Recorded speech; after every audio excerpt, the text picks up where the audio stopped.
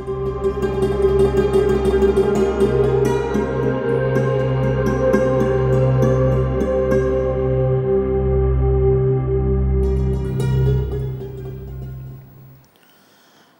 আলাইকুম ওয়া রাহমাতুল্লাহি ওয়া বারাকাতুহু। বিসমিল্লাহ আলহামদুলিল্লাহ ওয়াসসালাতু ওয়াসসালামু আলা রাসূলিল্লাহ ওয়া আলা আলিহি ওয়া আসহাবিহি আজমাইন, আম্মা বা'দ। প্রিয় দর্শক শ্রোতা, আশা করছি আপনারা সকলেই ভালো আছেন। আমরাও আল্লাহ তাআলার মেহেরবানিতে ভালো আছি, আলহামদুলিল্লাহ। প্রিয় দর্শক, আপনারা দেখছেন দেশ টিভির নিয়মিত আয়োজন ইসলামী জীবন ও জিজ্ঞাসার আজকের পর্ব। পুরো অনুষ্ঠান জুড়ে আমি আব্দুল কাহার আছি আপনাদের সাথে ইনশাআল্লাহ তাআলা।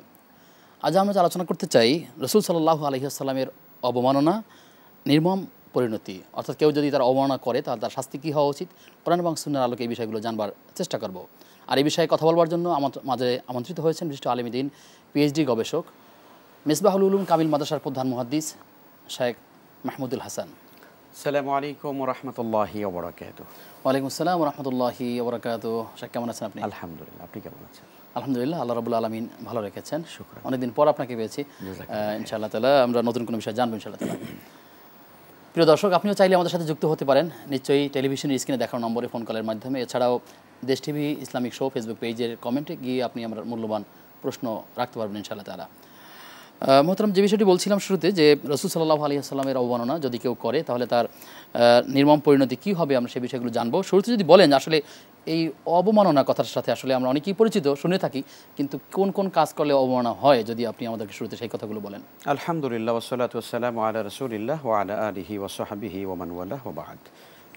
আসলে অবমাননা বলতে আমরা সহজে বুঝি কোনো ব্যক্তির যে সম্মান, তার যে মর্যাদা, এটা কোনোভাবে কোনো বক্তৃতা, কোনো বিবৃতি, কোনো লেখনী, যে কোনো মাধ্যমে এটাকে ছোট করার চেষ্টা করা, খাটো করার চেষ্টা করা, এটাকে তুচ্ছ তাচ্ছিল্য করে উপস্থাপন করা, এটাকে আমরা সাধারণত অবমাননা বলি।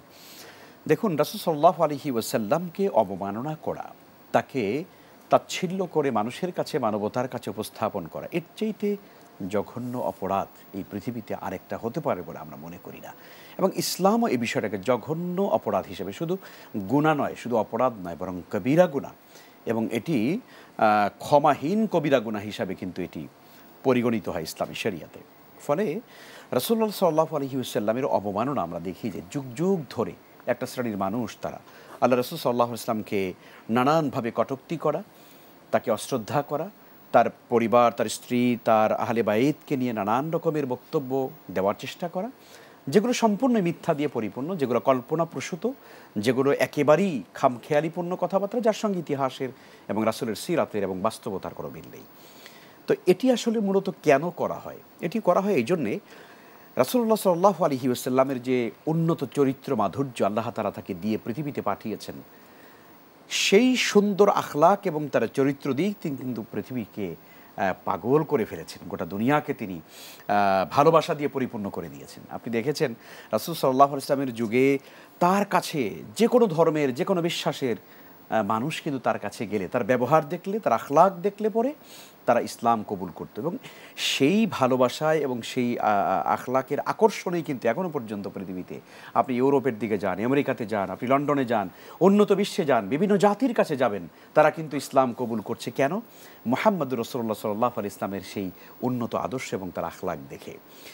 এই কারণে পৃথিবীর তাগুতি শক্তি যারা, আল্লাহর দ্বীনকে যারা পৃথিবীতে সহ্য করতে পারে না, তাদের মূল এজেন্ডাটা হলো, যেহেতু মুহাম্মদ সাল্লাল্লাহু আলাইহি ওয়াসাল্লামকে কোনোভাবে তো মোকাবেলা করতে তারা পারছে না, সুতরাং তার বিরুদ্ধে নানান রকমের অপবাদ, অবমাননামূলক কথা, তুচ্ছ তাচ্ছিল্যমূলক কথা, মিথ্যা কল্পকাহিনী রটিয়ে, যাতে করে মানুষকে ইসলাম থেকে এবং মুহাম্মদ রাসূলুল্লাহ সাল্লাল্লাহু আলাইহি ওয়াসাল্লামের আদর্শ থেকে বিমুখ করে রাখা যায়, এই অপচেষ্টা এবং এজেন্ডা বাস্তবায়ন করার জন্যই আমরা দেখি পৃথিবীতে এই কাজগুলো হয়ে থাকে।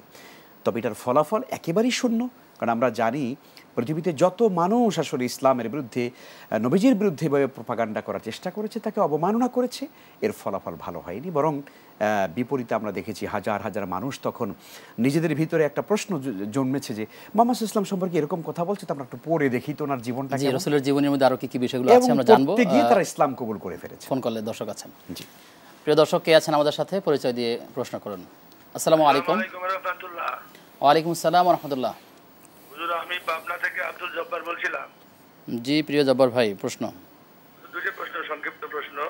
একটা হলো মুহররম মাস উপলক্ষে উপলক্ষে যে 10ই মুহররমে এই যে আতশবাজি করে, মানে ফটকা ফুটায় এবং মিছিল করে 2-3 মাইল, এরা যেগুলি করে এটা কি বৈধতা আছে কিনা? আর 2 নম্বর প্রশ্ন হলো পর্দা। এই যে মা বোনেরা আমরা যে এই টিভিতে ধর্মীয় অনুষ্ঠান করে, এটা করা আছে ঠিক আছে হুজুর, কিন্তু প্রশ্নটা হচ্ছে যে মুখ বাইর করা থাকে, মুখটা বের করা থাকে, কথাবার্তা ভালো হিজাব করা ভদ্র বিচিত ভাবে আসে, প্রশ্ন হচ্ছে মুখটা বের করা থাকে, এটা কতটা বই? জি, প্রিয় ভাই থাকুন আমাদের সাথে, আমরা জানবার চেষ্টা করব ইনশাআল্লাহ তাআলা। আমাদের ভাই আব্দুল জব্বার তিনি যে প্রশ্নটা রেখলেন শুরুতে, আমরা এই প্রশ্নটা নিব। তারপরে তিনি বলেছিলেন যে 10ই মুহররমে যে আতশবাজি করা হয়ে থাকে এর বৈধতা কেউ? না, এর কোনো শরীয়তে এর কোনো অনুমোদন নাই। মনে রাখতে হবে মুহররম মাস এটি আল্লাহর মাস। পৃথিবীর ইতিহাসে অনেক ঘটনা সংঘটিত হয়েছে এই দিবসে, এবং এই দিবসে যত ঘটনা হয়েছে সমস্ত ঘটনার মূল প্রতিপাদ্য বিষয় ছিল হক এবং বাতিলের সংঘর্ষ, এবং সেখানে সত্যের বিজয় এবং অসত্যের পরাজয়। এটাই ছিল এই 10ই মুহররমের ঐতিহাসিক সকল ঘটনাপুঞ্জের একটি ফলাফল।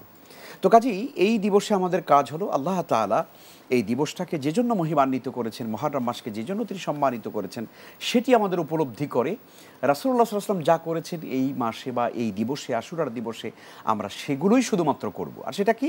সেটা হচ্ছে সিয়াম পালন করা।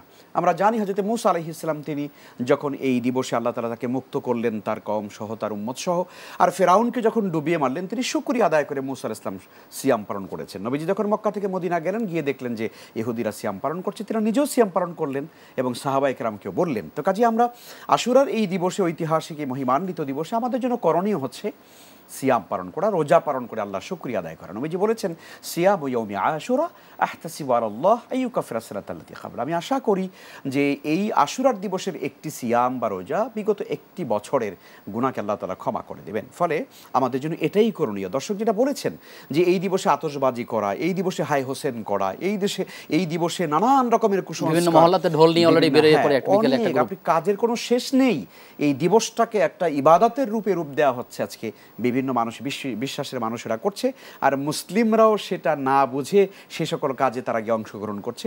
আমরা আমাদের মুসলিম দর্শক ভাই বোনদেরকে বলতে চাই যে আপনারা কখনো এই সকল কাজে যাবেন না, বরং আশুরার এই দিবসটা অত্যন্ত মহিমান্বিত এবং আল্লাহ তাআলা শুকরিয়া আদায়ের মাস। সিয়াম পালন করুন 9 অথবা 10, 9, 10 অথবা 10 এবং 11 আশুরার সঙ্গে মিলিয়ে আরেকটি রোজা পালন করবেন। আমি মনে করি এইটাই হচ্ছে আমাদের জন্য সুন্নাহসম্মত করণীয়। দর্শকের দ্বিতীয় প্রশ্নটা আমি পরে জবাব দিচ্ছি। এর আগে অফলাইনে একজন ভাই মারুফ হোসেন তিনি প্রশ্ন করেছেন যে কাবা ঘরের যে ছবিগুলো দেখি আমরা, সেই ঘরের মধ্যে দেখা যাচ্ছে কোথাও একটি আতরদানি, কোথাও একটি জগের মতো, কোথাও একটি গ্লাসের মতো এরকম জিনিস লটকানো আছে। তার প্রশ্ন হচ্ছে আসলে কাবা ঘরের মধ্যে এইসব বিষয়গুলো রাখার মানেটা কি, বা এর কি ঐতিহ্য বহন করে? না, প্রকৃতপক্ষে কাবা ঘরের ভিতরে এগুলো নেই। আপনি যে ছবির কথা বলেছেন, ছবি দিয়ে তো মানুষ অনেক কিছু অঙ্কন করে, কল্পনা করে করে একটা বাতি দেয়, অমুক একটা দেয়। আসলে বাস্তবতার সঙ্গে কোনো মিল নেই। পবিত্র কাবা আল মুশাররফা এর ভেতরের যে অভ্যন্তরীণ যে দৃশ্যটা, সেটাও কিন্তু আপনি চাইলে নেটে দেখতে পারেন।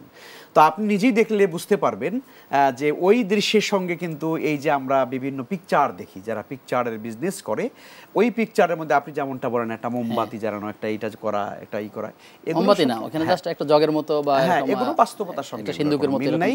এগুলোর বাস্তবতার সঙ্গে কোনো মিল নেই। এগুলো মানুষ কল্পনা করে করে সৌন্দর্য বৃদ্ধি করবার জন্য একটা জিনিস অঙ্কন করে এবং মানুষরা এগুলো নিয়ে দেয়ালে সাটিয়ে রাখে। বাস্তবতা আসলে এরকম নয়।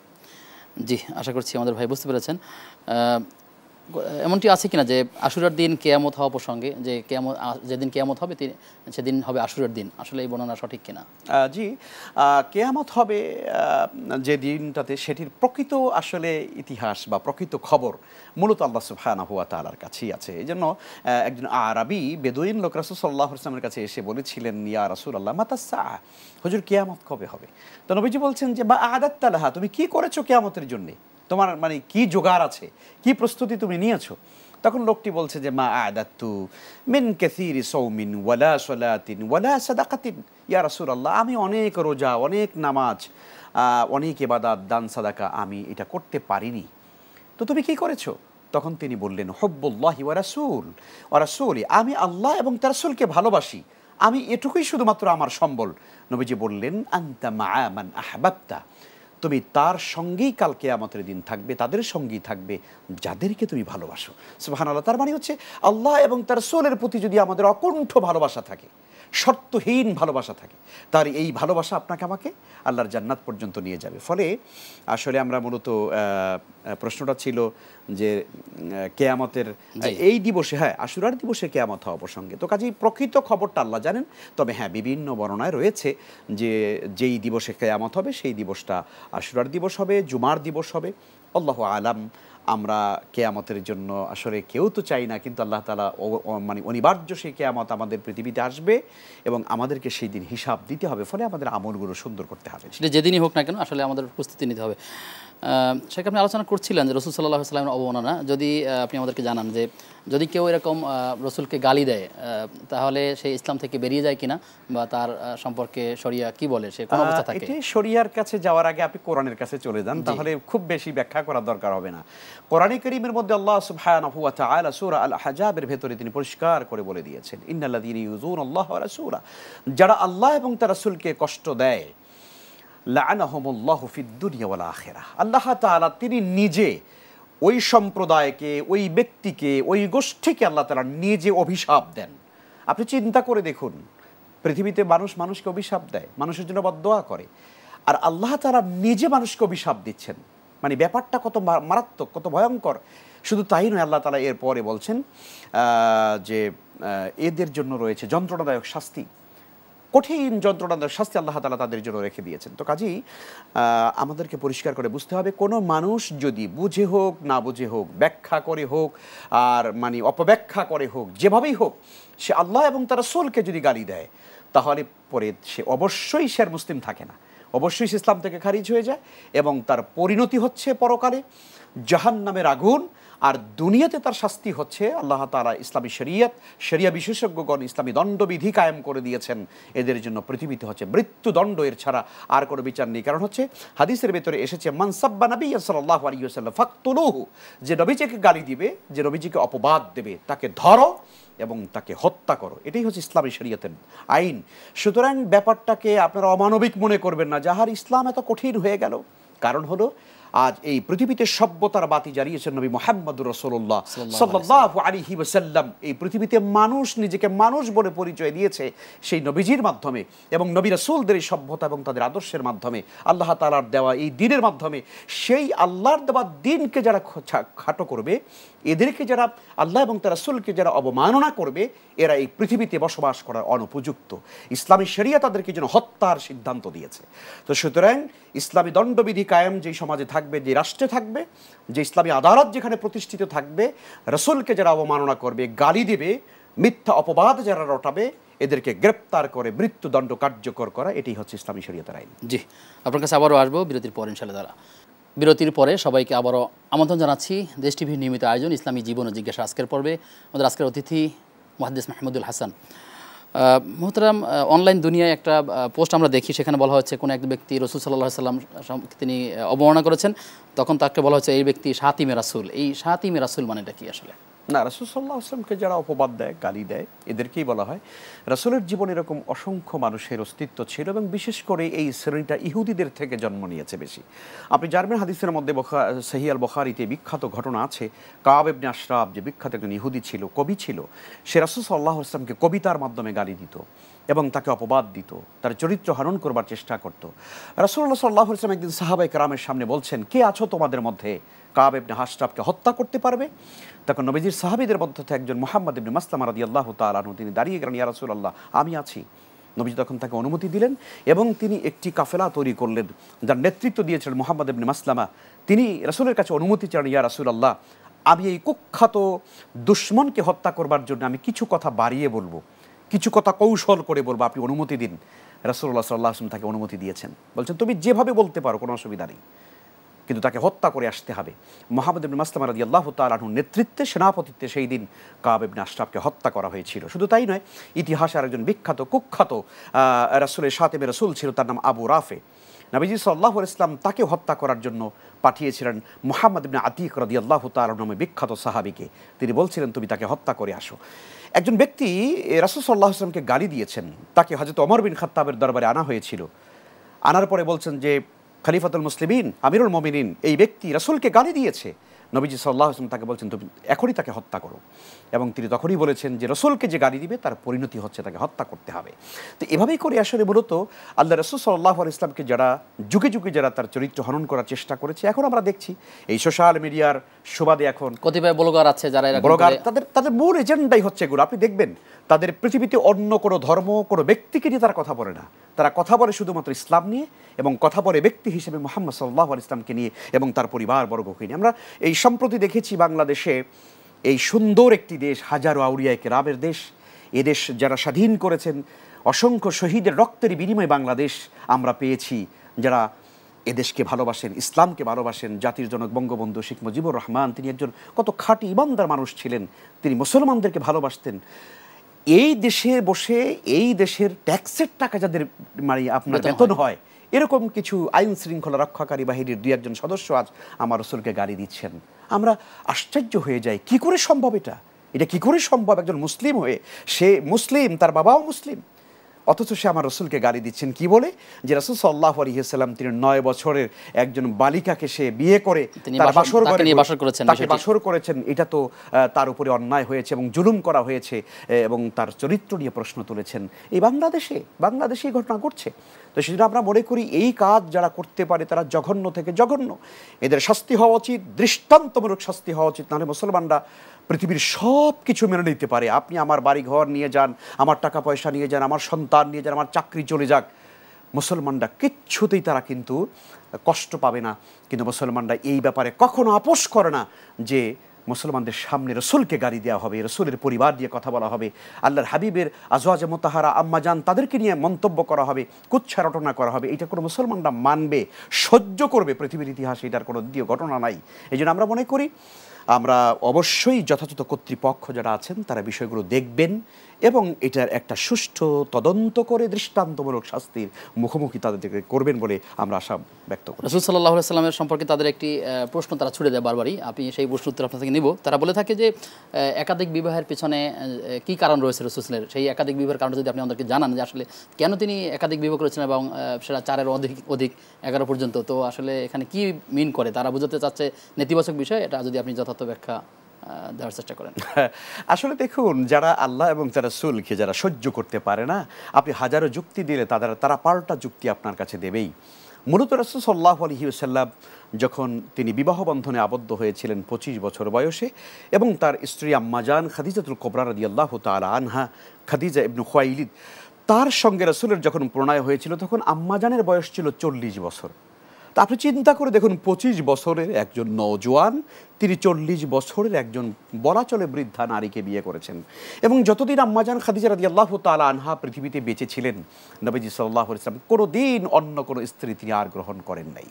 এর দ্বারা প্রমাণিত হয় রাসূলুল্লাহ সাল্লাল্লাহু আলাইহি ওয়াসাল্লামকে তার চরিত্র নিয়ে যেভাবে প্রশ্ন করা হয়, তার মানে শারীরিক প্রয়োজন নিয়ে যেমন প্রশ্ন তোলা হয়, নানান রকমের কথাবার্তা বলা হয়, অবান্তর কথাবার্তা, এটার বাস্তবতার কোনো মিল নেই। এবং আমরা জানি রাসূলুল্লাহ সাল্লাল্লাহু আলাইহি ওয়াসাল্লাম পরবর্তী যত বিবাহ করেছেন সকল বিবাহগুলোই ছিলেন কোনো না কোনো ঘটনার প্রেক্ষিতে। কোনো একজন হয়তো কওমের লিডার, তার স্ত্রীকে তিনি বিবাহ করেছেন, তার কন্যাকে বিবাহ করেছেন। কেন? যে তার কন্যাকে, ওই কওমের নেতার কন্যাকে বিবাহ করলে পুরো কওম ইসলামের দিকে ধাবিত হয়ে চলে এসেছে। এক প্রেক্ষাপটে রাসূল সাল্লাল্লাহু আলাইহি ওয়াসাল্লামের একাধিক বিবাহ হয়েছে। এবং সবচেয়ে বড় ব্যাপার হচ্ছে, দেখুন এই প্রশ্ন আপনি কেন তুলবেন যেখানে আল্লাহ সুবহানাহু ওয়া তাআলা নবী মুহাম্মদ রাসূলুল্লাহ সাল্লাল্লাহু আলাইহি ওয়াসাল্লামকে একাধিক বিবাহ করার অনুমোদন করেছেন, অনুমতি দিয়েছেন, সেখানে আপনি কে এই বিবাহ প্রশ্ন তোলার? আপনার প্রশ্ন তোলার তো অধিকারই নেই।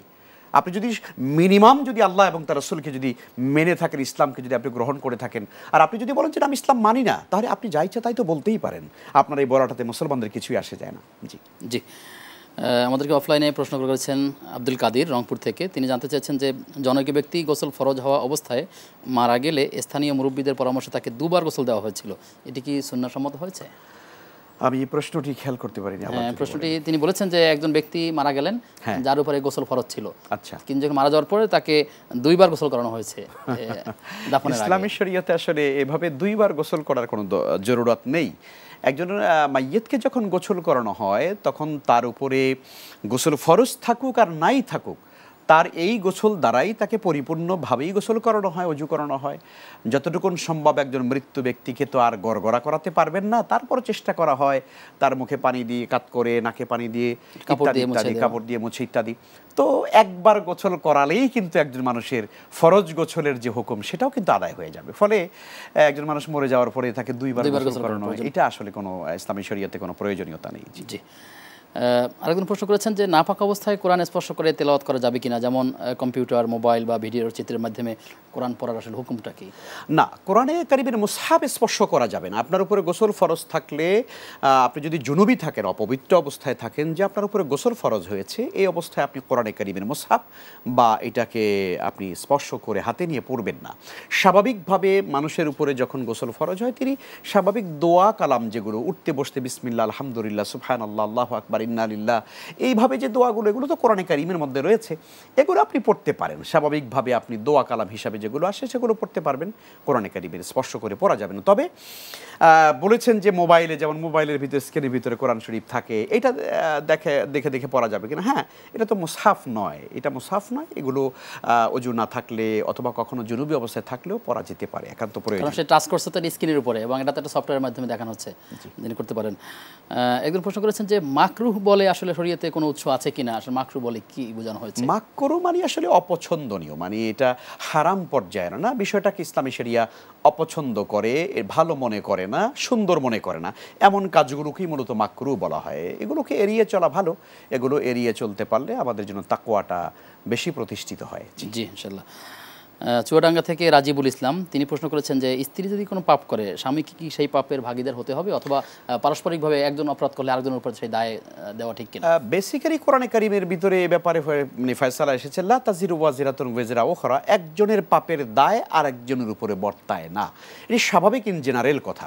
কিন্তু কথা আছে, ধরুন কোনো স্বামী স্ত্রী, আসলে স্ত্রী এমনভাবেই স্বামীকে প্রেশার দেয় যে আমার এটা লাগবে, আমার সেটা লাগবে, আমাদের ঘরে ভালো ফার্নিচার নেই, আমার ভালো একটা দামি গহনা নেই, একটা ভালো শাড়ি দরকার, ইত্যাদি ইত্যাদি। কেমন এগুলোর কারণে মেন্টালি তাকে প্রেশার দেওয়ার কারণে স্বামী বেচারা অনেক সময় বাধ্য হয়ে হারাম ইনকামের দিকে যেতে বাধ্য হয়। কোনো কোনো পুরুষ এরকম হয়।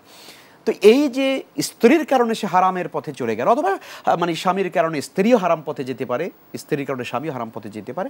নিশ্চয়ই আপনি যদি কাউকে পাপের কাজে উদ্বুদ্ধ করেন, তাহলে সেটার দায় কিন্তু আপনার উপরে চলে আসবে। এই জন্য আমরা কখনো কোনো মানুষকে পাপের কাজে উদ্বুদ্ধ করবো না, বরং যে কোনো মানুষকে, স্বামী হোক, স্ত্রী হোক, বা ভাই ব্রাদার হোক, একে অপরকে নেকের কাজে, ভালোর কাজে, কল্যাণমূলক কাজে একে অপরকে উৎসাহিত করা উচিত। আর যাদের বেপরোয়া আচরণ আছে কিন্তু তাকে সে থামাতে পারছে না, সেক্ষেত্রেও কি সে দায়ী হবে এরকম?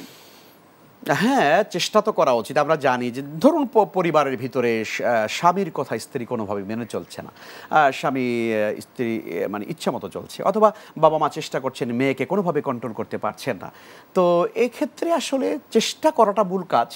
আপনার যদি মানে যতগুলো ওয়ে আছে সবগুলো ওয়ে থেকে আপনার সকল প্রচেষ্টার বাইরে যদি সে চলে যায়, তাহলে সে অবশ্যই আল্লাহর কাছে ধরা খাবে।